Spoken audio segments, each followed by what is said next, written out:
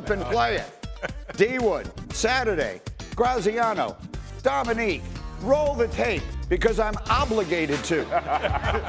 Aaron Rodgers and the Jets taking on the 49ers. Oh, Rodgers back in his hometown. Big no. Oh, no, Christian McCaffrey. Oh, that started well for the Jets. And here's Aaron's first ever completion, Domonique, as a Jet to Garrett Wilson. Yeah, they find a nice man-to-man matchup, but you notice that's a tough window, tight window throw. Garrett makes a great play right there. It's encouraging, but we saw a lot of tight window throws for Aaron tonight. This one drive was the best Jets moment in a decade.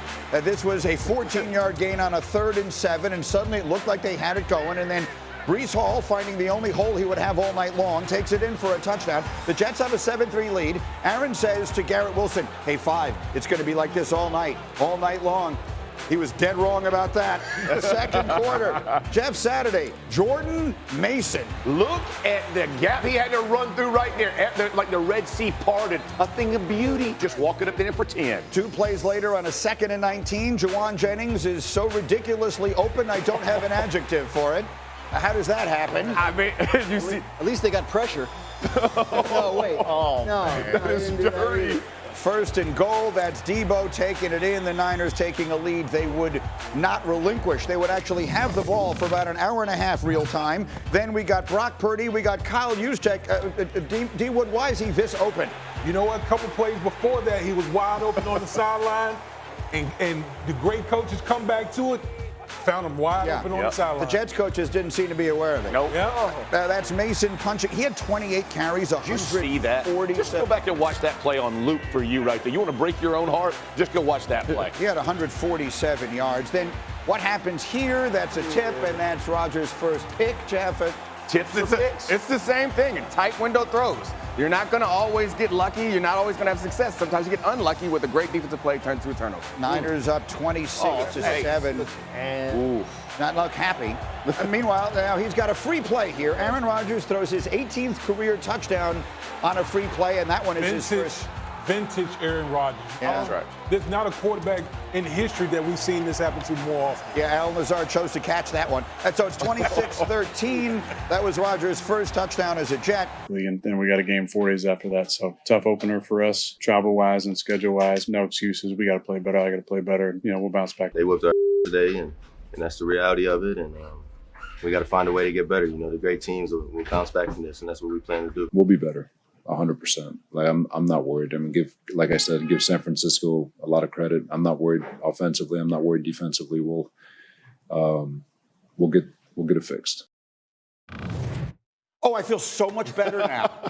I'm so relieved. I was really concerned about that game last night, D-Wood, but then Robert Saleh tells me he's not worried about the offense and he's not worried about the defense, even though they both looked absolutely atrocious last night. So I just feel so much better now that I've heard that. Hold up, before we start with, I just wanted this to be said too.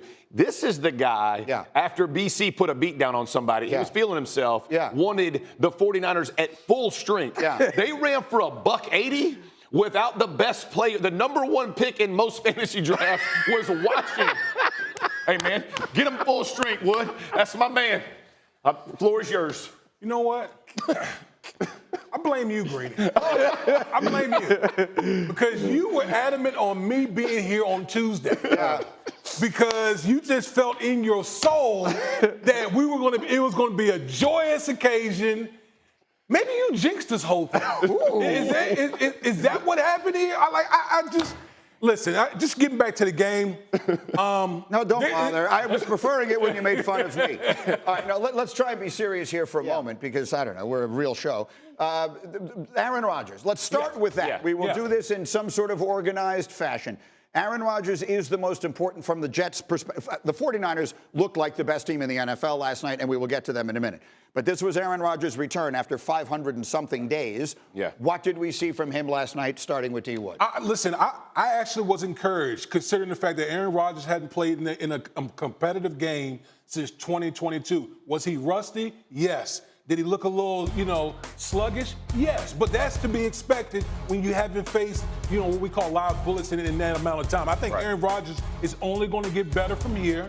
You saw some vintage Aaron Rodgers play, particularly the couple throws to Allen Lazard and the touchdown. That's Aaron Rodgers. That's him over his career. But Greeny, at the end of the day, Aaron Rodgers didn't have enough possessions.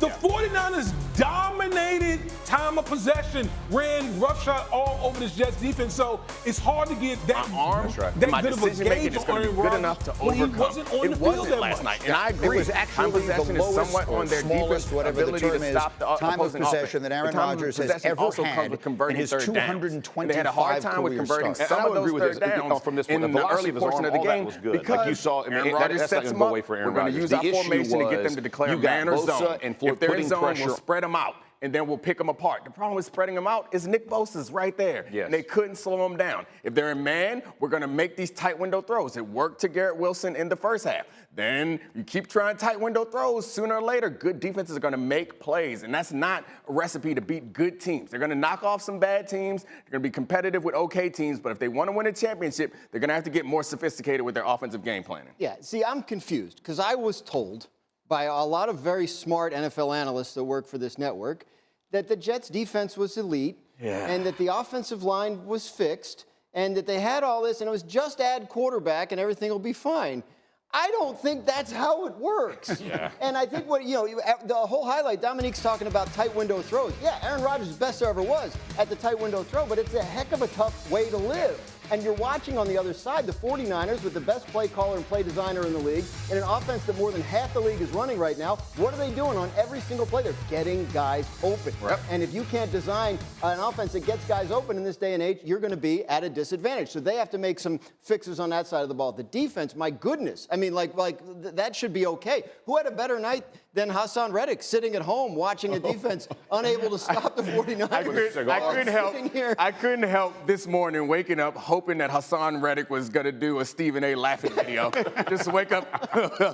Look, here's the thing, right? Like, the team they played last night was in the Super Bowl last year. Like, the Jets are still theoretically a Super Bowl contender. What we saw last night was an actual Super Bowl contender, and I think a reminder for everybody, a lot of season left, could still be okay, but you can't just expect to all of a sudden out of nowhere be a team that never makes the playoffs and all of a sudden be a Super Bowl contender. There's a lot of work that goes into it. I agree with that. Here's the breath of fresh air for the Jets fans, though. Saleh was with Shanahan, so Shanahan knows all the weaknesses of his defense, right? And he exploited everything about it. If you looked at the design, the run game design for San Fran, it could not have been this. I mean, the amount of touch after the line of scrimmage for this young kid is insane. I mean, when you run for 180 yards, it's not because the defensive line is getting pressure or putting any. There was no emphasis for that. You think about Mason's ability right here. This is goal line play, y'all. You're 3 yards outside. Everybody in the building is near the line of scrimmage. You see one safety in the middle of the field. He gets touched as he's walking into the end zone. This is angles. This is tight end and receiver blocking down. The two edge or the backside guard and tackle are basically turning Trent Williams. Nobody has to move anybody. That is design. That is a well-executed game plan that played into the hands. And so the Jets aren't going to get exploited like this every week. They ran into a buzzsaw last night, and it only got worse. So I turn to the two gentlemen on this side of the table because both of you played on the line of scrimmage. I'm not an expert. I'm just a fan who's watched the game all my life. If someone were to watch that game and say, the reason the 49ers won, more than anything else, as great a coach as Shanahan is and all the rest of it, is that on both sides of the ball, they dominated the line of scrimmage. The Jets couldn't run the ball at all. Breece Hall had nowhere to go. The Jets' offensive line was thoroughly dominated by the 49er defense. And the Jets' defensive front, which has been at times, now they gutted it to go out and acquire Hassan Reddick, who, as you said, was probably last night on that yak laughing his behind off, watching as the Jets' defense looked just atrocious. But the reality is the game is decided on the line of scrimmage, and the Niners dominated it on both sides. Would that be an accurate appraisal of what happened? Absolutely. Yes. Absolutely. They dominated in the trenches, but I will say this. That is something you can get fixed. Yes. That is something you can get fixed. It's early in the season. The 49ers listen, they're the defending NFC champions. They're a championship ball club, and they showed it last night. And so if you're the Jets, obviously you want to hang your hat on. We got a defense that's going to hold teams down, a quarterback that's going to be able to make our offense competent. They just got to fix the run defense. That was the gist of the game last night. They got gashed by the 49ers in the trenches. You can fix Great that. linemen, but so many of these plays are not hard I am more blocks. concerned I think that about was the the story of Jets the night. O-line Back to the than I am their receivers. D-line. So I many think of the the D-line will passes fix. I caught think by the Salah, 49ers. I think he Big can fix windows. that side of the So ball. many They have passes proven caught by they would have the to go Jets. through an entire Tight season window for me throws. to Just believe they're have not to as rely good. on your coaching I love when you talk line. O-line. To be clear, for real. if I understand what you're saying, you're telling me Kyle Shanahan outcoached Robert Saleh and Nathaniel Hackett last night, which would have to qualify as one of the least surprising things that will happen in the NFL all season long. So that's what we saw last night, Graziano, yes or no? Yeah, I mean, yes. Look, Kyle Shanahan was ready for that game. They had their guys, other than McCaffrey, they had their guys back, right? Trent Williams, Brandon Ayuk. It was sort of the best the 49ers had felt about their team in a while because they had this mess of an offseason, and they were ready. Robert Saleh is a former Kyle Shanahan assistant coach. Like he probably knows how to coach against him. We see that very often in the league where the former assistant doesn't do well against the head coach. The 49ers are great. Like that's not the problem. Like the Jets, you could I actually did pick the Jets, but obviously the 49ers I think were favored in the game and for good reason. They were. The point is, if you are the Jets and you go out and get Aaron Rodgers, you are not trying to win a wild card spot. You're not trying to finish second in your division. You want to be a team that can compete with the likes of the San Francisco 49ers and try and win a championship. And I think last night, week one, long way to go, shows you have work to do. Yeah, but I think patience is important here because they win 7 games with some awful QB play. They're going to win games. You can't panic because they get beat by one of the best teams in the NFL the way they did. They will figure it out. You have to have some patience for the development It's just of this. a reminder, right? This is what we're trying to. It's not going to happen overnight. It's probably good for them to get a reminder like that. The problem here is that the same old Jets whole thing enters in the equation. Yeah.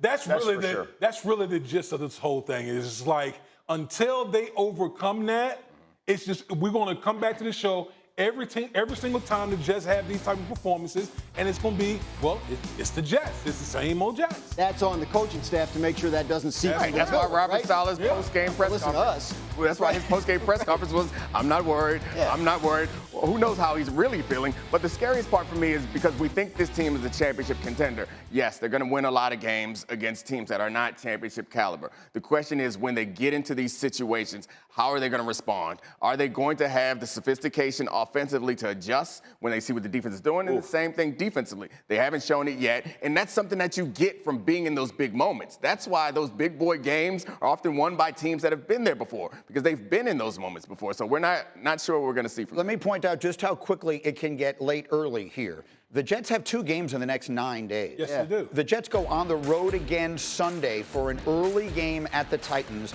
and then they turn around and play Thursday against the Patriots. Those don't have the days and times on them, but trust me when I tell you that they just played Monday night. They may not have even landed back from San Francisco yet, for all I know, and they've got to play an early game Sunday on the road again in Nashville, then come back and play Thursday. So it can get late really, really quickly for that team. We'll have more on them as we go.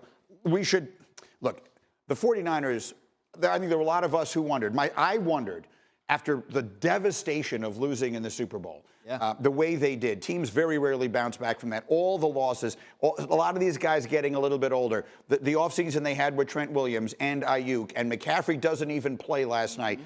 I thought to myself, the Jets are getting the 49ers at a good time. No one has ever been more wrong about anything than I was about that. I was with you. Do they look like the best team in the NFC? Everyone has played one game. Right now, are the 49ers still the best team in the NFC? I mean, I think the Lions are the best team in the NFC. Now, they had a tougher game on Sunday night than the night, but I mean, that's to their credit that they won that game. So, but I mean, you're nitpicking, right? The Lions had them on the mat in the NFC Championship game in their building, so it's not breaking news to say those are the 2 best teams.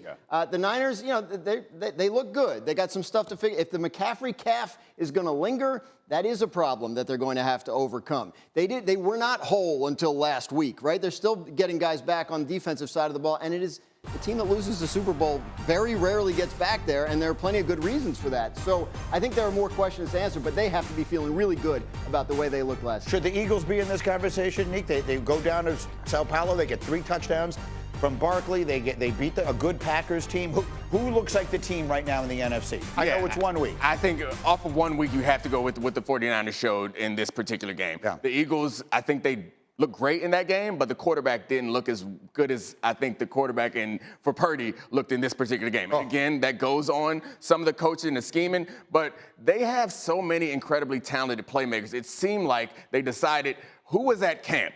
Debo was at camp. Right. We're going to find our way to get the ball to Debo as much as possible. That's Jordan a nice, Mason was at camp. That's who was taking? That was the luxury that they have. And Brandon Ayuk was getting open, not always holding onto the ball, but he'll be back to form. That team is going to be scary. All right,